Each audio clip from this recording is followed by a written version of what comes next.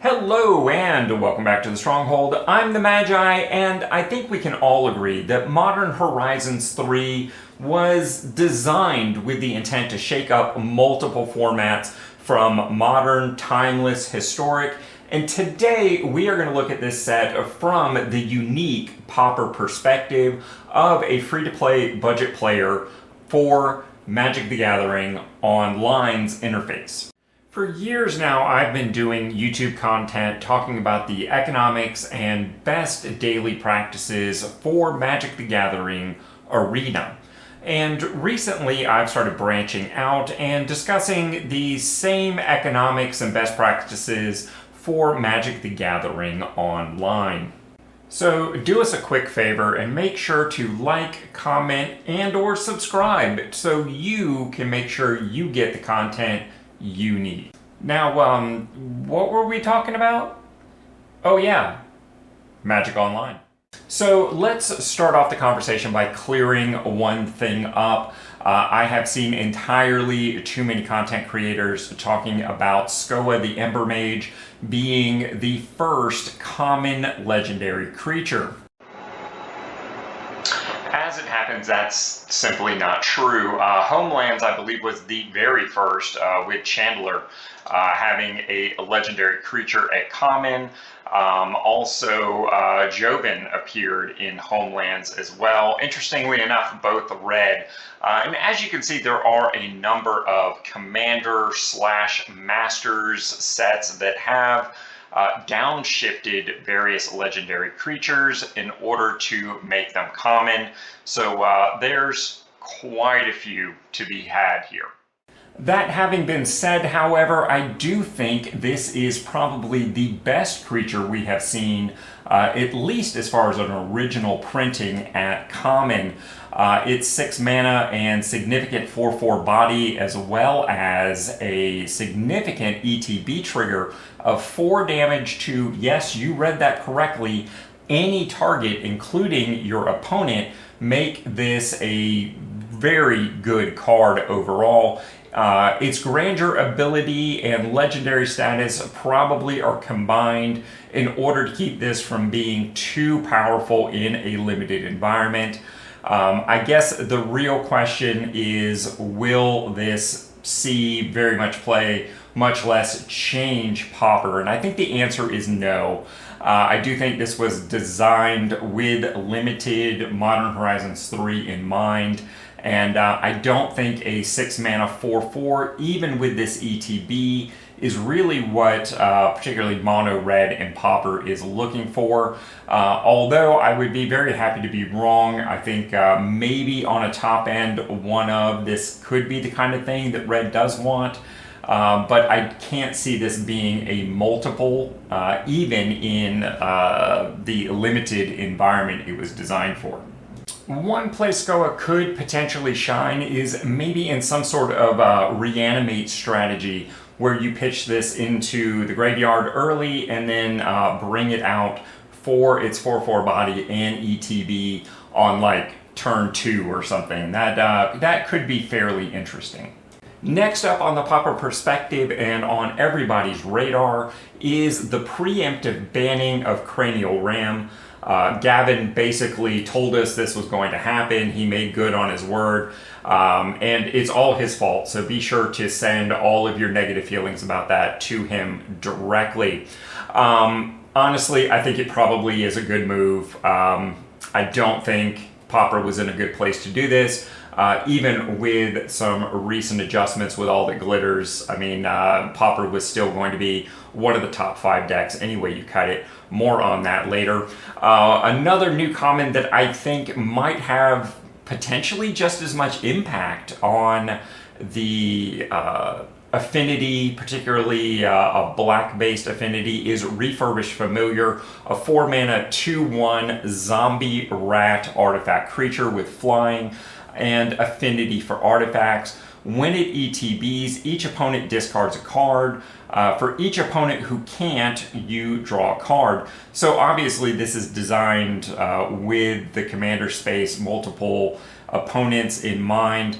But even the idea of making your opponent discard or you draw a card makes this extremely powerful, and it probably is going to fit into an Affinity Shell pretty well. Getting this for a single black mana, a 2/1 flyer that has built-in card advantage, could really be sick, and maybe the B&R committee for Pauper did not go far enough, although I guess we will have to wait and see how much impact this really has. Cranial Ram, of course, is part of a 10-card 2-mana cycle, representing all the guilds, if you would. All of these cards have a lot of potential. The one most on my radar is Sneaky Snacker, because of course Dimir Fairies is already a thing, and that deck does like to draw cards. So this feels like a no-brainer there, but really all of these deserve to be kept an eye on for potential power. It really wouldn't take much to break things, particularly things like Expanding Ooze, the Obstinate Gargoyle, also Writhing Chrysalis. All of these are just begging to be broken. They just don't have a deck ready-made and waiting for them just yet. Another cycle from Modern Horizons 3 that deserves some consideration are the landscape lands. Obviously, this is one of the more interesting common lands that Pauper has been given access to in recent years.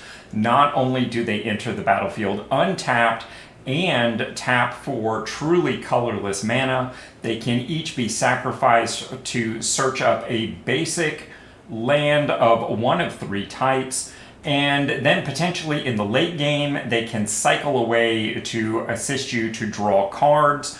However, in order to use that full potential of cycling, be it late game or whatnot, you do have to have access to all 3 colors of mana. So splashing these into, say, a 2-color or 1-color deck really doesn't give you the full potential, and there are simply better choices there.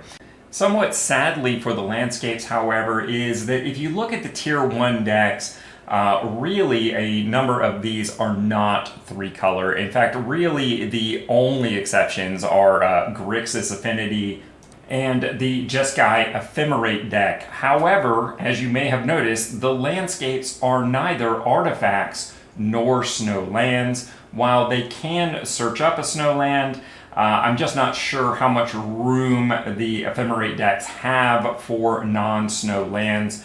I guess that will remain to be seen. I definitely would keep an eye out on these. I will be picking these up when I see them in the bargain bulk bins, because I do think there are a number of 2-color decks, be them Tier 1 or maybe lesser played or lesser effective, that now have tools to potentially splash a 3rd color a lot less painfully than it used to. When it comes to creatures that are worthy of consideration and conversation, well, frankly, there's many. Probably 40% of the creatures in this set are worth conversation for Pauper. But I think the 3 that are most likely to make the leap are Blue's Serum Visionary with its Scry Draw card effect, Accursed Marauder with the ETB of each player sacrificing a non-token creature as early as turn 2, and of course Green's 3-mana Evolution Witness, which, well, while it's not the Witness of old, it is certainly the closest thing we have seen in Pauper. These spell cards from Modern Horizons 3 have only slightly less conversational momentum when it comes to Pauper. Something like Eviscerated Insight gives a nice redundancy or alternative for staples like Deadly Dispute that might be harder for newer players to find. Siege Smash, on the other hand, is going to have some impact in Pauper, but less about what it can do. Destroying an artifact or giving a target creature +3/+2 and trample until end of turn are really not all that exceptional. However, the speed at which it can do these things is what makes the card interesting. Split second, taking away your opponent's ability to respond with maybe another damage-based removal spell, or something like Deadly Dispute to sack away a targeted soon-to-be-destroyed artifact, is really where this card is going to shine. Speaking of things that may or may not shine, I don't really see an energy deck yet for Pauper, but I would love to be wrong. The sorcery speed Jolted Awake, however, if there is going to be such a deck, is probably going to be a core part of it. So keeping an eye on that card is pretty essential, especially when it cycles for 2. It does a lot of non-intended work for you when it can't be used for its primary recursive purposes. So there you have it. Those are my thoughts on the new cards from Modern Horizons 3 with regard to a Pauper's perspective. I did not really go in depth into the meta. It's really only been a couple weeks since we took a good hard look at that and made some focused deck determinations. And other than the very obvious banning of glitters, nothing has really impacted that since then.